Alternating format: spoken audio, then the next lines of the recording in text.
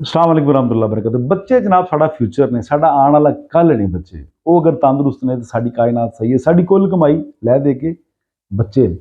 अगर बच्चे तंदुरुस्त रहणगे ते बुढ़ापे च शायद साडा वो ख्याल करन जिवें असीं उन्हां दा ख्याल करने पे, वो साडा ख्याल करन। या एक कामयाब इंसान बन अगर वो तंदुरुस्त रहिंदे ने ते मैनूं वालदैन आके कहंदे ने बच्चे खाना नहीं खांदे ते बच्चे बिल्कुल इस तरह दुबले पतले ने, उत्ते कोई पोस्ट गोश्त बच्चों दे नहीं हैगा। क्यों नहीं हैगा?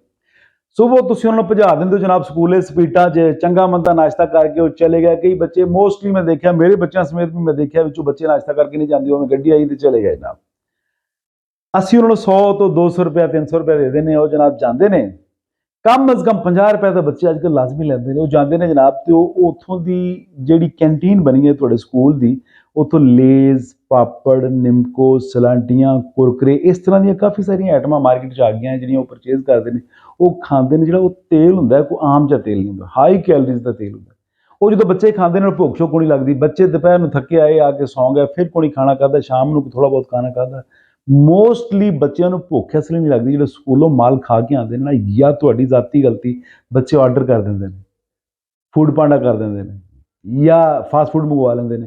ये आम जिहियां चीज़ां नहीं, इन्हां ते तवज्जो करो। अपने बच्चों को वो खाने खवाओ जो तुहाडे वालदैन ने तुहाडे ते नस्ब कीती सी बचपन च, लंबे शोर वाले।